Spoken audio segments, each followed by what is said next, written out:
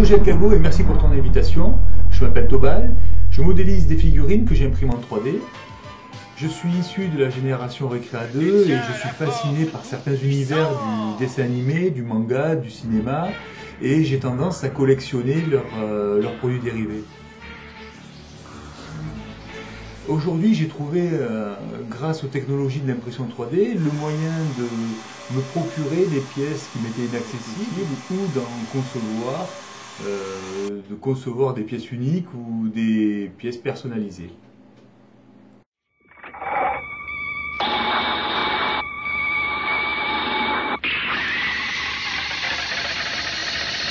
On peut décomposer le processus en 3 étapes. La modélisation, l'impression et le post-traitement. Pour commencer ma modélisation, je me constitue une banque d'images de référence, le but étant d'obtenir le maximum d'angles de vue afin de coller au plus près du modèle original.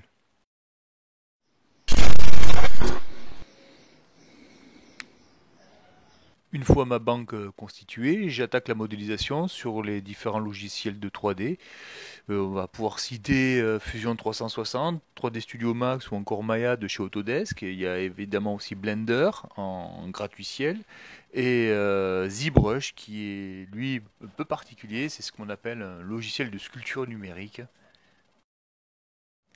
Alors en général, je commence par une phase de blocking, c'est-à-dire la mise en place, on va dire, rapide des formes générales et progressivement, je vais affiner et rentrer dans le détail. Suivant le résultat que je souhaite obtenir, je jongle et je passe d'un logiciel à l'autre. Ici, j'ai modélisé la faucheuse d'Ergastule sur Fusion 360 pour un rendu, on va dire, un peu tranchant.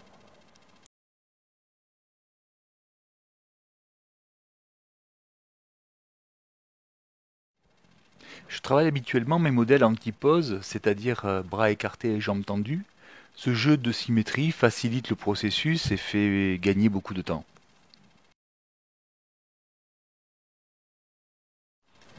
Je termine ma modélisation avec la recherche d'une pose pour mon personnage.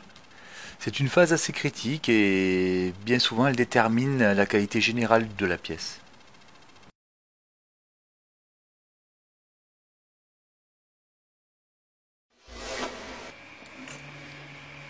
Je destinais le projet d'Anterac d'Ergastule à une impression FDM plastique.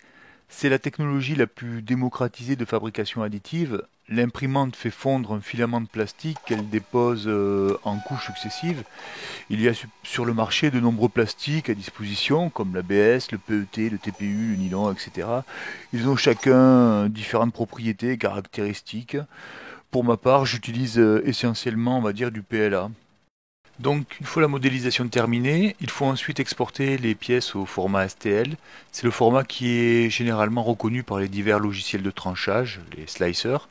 J'utilise ici Cura pour générer mes fichiers pour mon imprimante. C'est une artillerie Sidewinder X1. C'est une machine low cost qui m'offre une surface de fabrication confortable de 30 par 30 par 40 cm. La difficulté ici réside dans l'orientation de la pièce, car il est difficile de réaliser une impression de qualité sur un plan trop proche de l'horizontale. Et ça implique l'ajout de supports qui ont tendance à laisser des marques sur la surface. De nos jours, les slicers sont très performants et génèrent automatiquement des supports bien optimisés. Cependant, en cas d'échec, cela arrive parfois comme ici sur ce plastron, j'ajoute alors mes supports manuellement et j'utilise pour cela le plugin Custom Support développé par 5-Axis.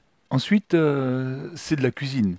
Chacun ajuste les paramètres d'impression, les vitesses, les températures, les finesses de couche en fonction de sa machine, du matériau utilisé et de ses préférences. Là encore, il y a des configurations automatiques et des recettes déjà prêtes. La durée de l'impression va varier en fonction de ces paramètres et de la taille des pièces. L'Anterac au complet a nécessité plus de 120 heures, soit plus de 5 jours non-stop d'impression. Pour certains projets, j'utilise également une imprimante résine LCD. La qualité du rendu est largement supérieure, mais le coût de revient est largement supérieur également. Les volumes d'impression sont également bien plus petits. Le processus est sensiblement identique, on passe aussi par un logiciel de tranchage et c'est un écran LCD qui polymérise couche par couche la résine contenue dans une cuve qui possède un fond transparent. Ici, c'est Actarus qui sort du bain. Et nous voici enfin arrivés à la dernière étape du processus. Celle-ci fera appel à nos qualités manuelles. Suivant le niveau de finition et le rendu que l'on souhaitera obtenir, les opérations seront plus ou moins longues. Il existe cependant des filaments avec des aspects marbre ou métal qui m'arrive parfois de garder en l'état, brut d'impression. Cependant, les pièces garderont aussi cet aspect strié. Certains matériaux, tels que l'ABS, peuvent être lissés chimiquement. Là, pour le PLA, je vais utiliser des techniques empruntées à la carrosserie. Un ponçage avec différents grains, des apprêts de remplissage, ensuite un primaire d'accrochage et pour finir la peinture elle-même. Ici, j'utilise des bombes de peinture acrylique qui ont une large gamme de coloris, très très bon rendu et qui sont supposés être un peu moins nocifs que les bombes classiques.